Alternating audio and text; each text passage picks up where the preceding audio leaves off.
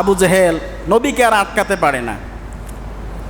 এবার তার একজন সাঙ্গপাঙ্গকে বলল, তোমরা মদিনায় চলে যাও। মদিনায় বড় পাদ্রী আছে যারা খ্রিস্টান ধর্মের অনুসারী এবং অনেক কিছু তারা জানে, খবর নিয়ে আসো মুহাম্মদ সম্পর্কে তারা কি ব্যাপার, কি মন্তব্য করে। পাঠিয়ে দেওয়া হলো খ্রিস্টান পাদ্রীর কাছে। খ্রিস্টান বলে, তোমরা তাকে একটা প্রশ্ন করো, সেটা হচ্ছে আজ থেকে প্রায় 400 বছর আগে, 450 বছর আগে কয়েকজন যুবক ছিল, আর সেই যুবকরা গুহার মধ্যে আশ্রয় দান করেছিল। ওই গুহাতে প্রায় তারা 300 থেকে 309 বছর ঘুমিয়েছিল। ওই যুবকদের সম্পর্কে মুহাম্মদকে জিজ্ঞেস করো, যদি সঠিক তথ্য সে দিতে পারে তাহলে তোমরা বুঝে নেবা সে আসলেই আল্লাহ পাকের পয়গম্বর। বলি সুবহানাল্লাহ। মদিনা থেকে বার্তাবাহক দূত ফিরে আসলো, আবু জেহেলকে বলল, পণ্ডিত এ কথা বলেছে, পাদ্রী এ কথা বলেছে। আবু জেহেল, উতবা, সাইবা, ওয়ালিদ বিন মুগিরা এরা কয়েকজন মানুষ ছিল, আল্লাহ রসুলের কাছে এসেছে। হে মুহাম্মদ, তুমি তো নিজেকে নবী হিসাবে দাবি করো, আরেকটা সওয়ালের জবাব তোমাকে দিতে হবে।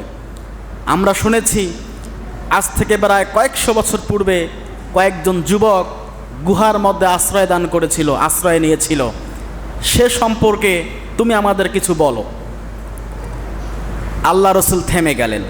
থেমে যাওয়ার পরে আল্লাহ রসুল বললেন, এই প্রশ্নের জবাব আমি কালকে দেব। কবে দেব? কালকে দেব।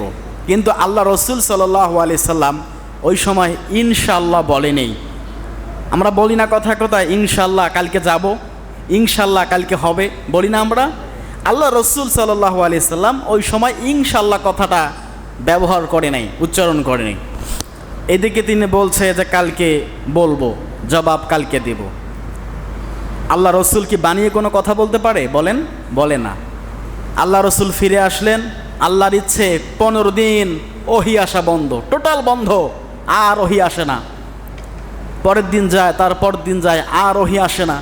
আল্লাহ পাক রসুলকে জানিয়েও দিচ্ছে না, আর কাফেরদেরকে তিনি যে বলবে সেটাও পারছে না। আল্লাহ রসুল লজ্জিত হয়ে গেল, কি ব্যাপার, ওহী আসা বন্ধ হয়ে গেল কেন? এইদিকে কাফিররা বলা বলি শুরু করে দিল। আবু জেহেল বলছে, মুহাম্মদ এতদিন জাদু দেখিয়েছে আমাদেরকে, মুহাম্মদ কথার বরখেলাপ করেছে, কথা দিয়ে কথা রাখিনি মুহাম্মদ, সবাইকে অবিশ্বাস করবে। 15 দিন ওহী আসা বন্ধ হয়ে গেছে। হঠাৎ করে 15 দিন পর হজরতে জিবরাইল আলাইহিস সালাতু ওয়াস সালাম নেমে এসেছে, আল্লাহ রসুলের কাছে আসে। আল্লাহ রসুল জিবরাইলকে ডাক দিয়ে বলে, জিবরাইল, আমি তো ভীষণ চিন্তার মধ্যে ছিলাম, পেরেশানির মধ্যে ছিলাম, কি ব্যাপার 15 দিন থেকে তুমি আসছো না কেন? হজরতে জিবরাইল আলাইহিস সালাতু ওয়াস সালাম বলেন, ইয়া রাসূলুল্লাহ, ইয়া হাবিবাল্লাহ, কালকে আপনি একটা কাজ সম্পাদন করবেন, ইনশাআল্লাহ আপনি বলেননি। আল্লাহ পাক অভিমান করে আপনার উপরে 15 দিন কোনো ওহী নিয়ে আসে নাই, 15 দিন আমাকে আপনার কাছে পাঠাই নাই, কারণ আপনি কালকে বলবেন, জবাব দিবেন, কিন্তু ইনশাআল্লাহ আপনি বলেন নাই কেন? এই কারণে আল্লাহ পাক অভিমান করে 15 দিন আপনার কাছে পাঠায় নাই। তো কথায় কথায় আমাদের ইনশাআল্লাহ বলা দরকার আছে কি না বলেন? যে কাজ আমরা পরবর্তীতে করব বা ভবিষ্যতে করব, সেটা যদি ভালো কাজ হয় আমাদেরকে বলতে হবে ইনশাআল্লাহ, আল্লাহ পাক যদি চায়। যদি কোনো আশ্চর্যজনক ঘটনা আমরা শুনি তখন বলতে হবে সুবহানাল্লাহ, আল্লাহ পাক ও পবিত্র, এরকম বলতে হবে, ঠিক কিনা? কথায় কথায় very good, very nice, good night এসব বলার থেকে মাশাআল্লাহ, সুবহানাল্লাহ, আলহামদুলিল্লাহ, আল্লাহু আকবার বলাই অনেক উত্তম, ঠিক কিনা বলেন? আল্লাহ রসুলের কাছে এবার জিবরাইল এসেছে সূরা কাহাফ নিয়ে।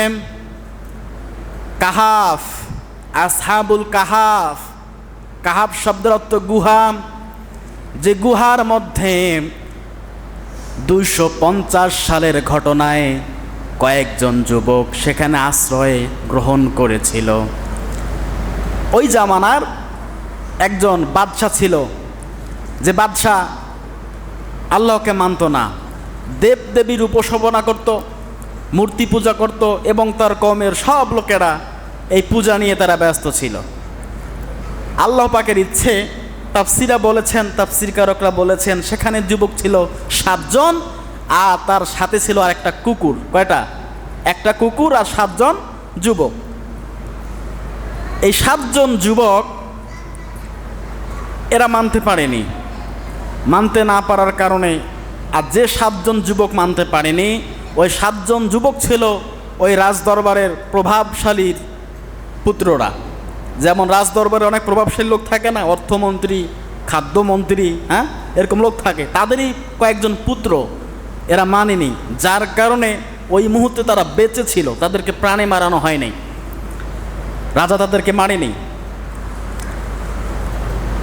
না মানার কারণে এদেরকে সময় দেওয়া হলো, তোমরা কয়েকজন যুবক আমাদের মূর্তি পূজা তোমরা করো না, অথচ তোমাদের পিতামাতারা সবাই মূর্তি পূজা করে। যদি মূর্তি পূজা না করো, কয়েকদিনের মধ্যে আমি তোমাদেরকে হত্যা করব। তোমাদেরকে ফুসরাত দিলাম, সময় দিলাম, এখনও চিন্তা ভাবনা করো। কয়েকজন যুবক চিন্তা করলো, না, আমরা যেহেতু রবকে চিনেছি, রব একজন, রব কয়জন? একজন মূর্তি কখনো আমাদের কল্যাণও করতে পারে না, আমাদের কোনো খারাপও সে করতে পারে না। এই কয়েকজন যুবক তারা মানল না। না মানার কারণে এদেরকে হত্যার হুমকি দেওয়া হলো। এই কয়েকজন যুবক সেই স্থান ত্যাগ করে একটা গুহায় গিয়ে আশ্রয় গ্রহণ করলো। একটু মনোযোগ দিয়ে শোনেন, ভালো লাগবে ইনশাআল্লাহ। কোরআনের কথা বলছি, সূরাতুল কাহাফের 18 নম্বর সূরা। এরা গুহার মধ্যে গিয়ে আশ্রয় নিল। যখন তারা পালিয়ে যায়, তাদের পিছনে ধাওয়া হয়েছিল, কারণ ওই ধাওয়া এমনভাবে তারা করেছিল, নির্দেশ ছিল ধরা পড়লেই নিশ্চিত ওদের মৃত্যু, ওদেরকে তারা হত্যা করবে। আল্লাহর ইচ্ছে ওই সময় কেউ আর রবের ইবাদত করে নাই। ওই 7 জন যুবক রবের ইবাদত করত, রবকে এক বলে স্বীকৃতি দিত। এরা গুহার মধ্যে আশ্রয় গ্রহণ করেছে। এই গুহাটা কোথায়, কোন জায়গায়, এটা নিয়ে অনেক দ্বিমত আছে। প্রায় 5 থেকে 7টা মতভেদ আছে।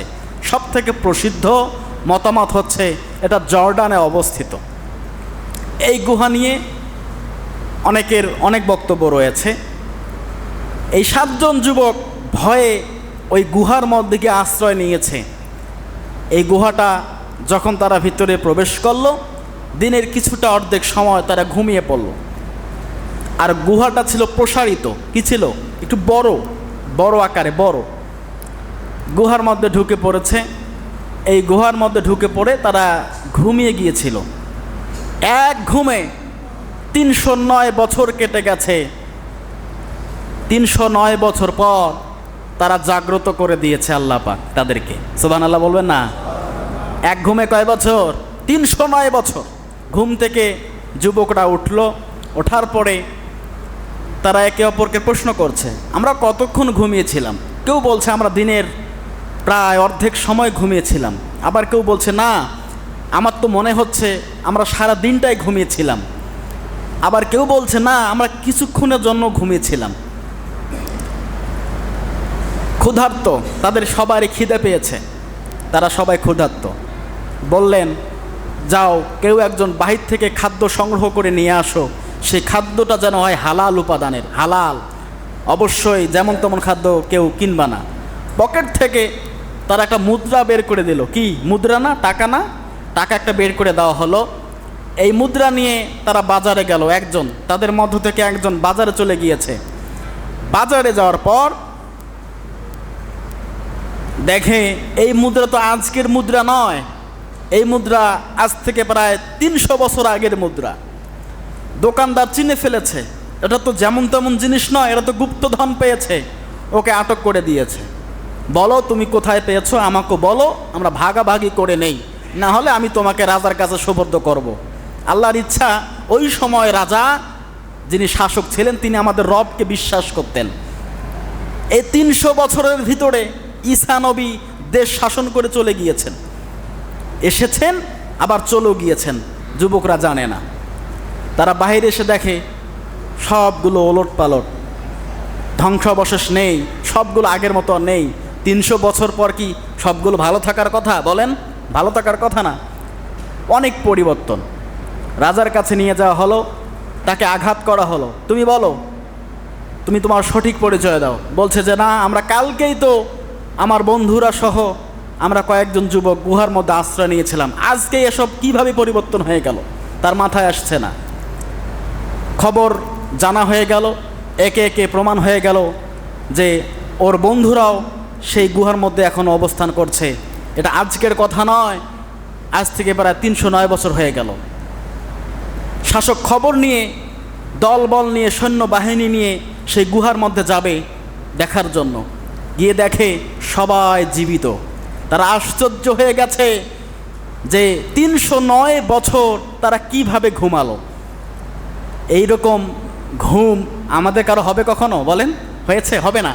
কিন্তু আল্লাহ পাকের নির্দেশে তারা 309 বছর ঘুমিয়েছিল।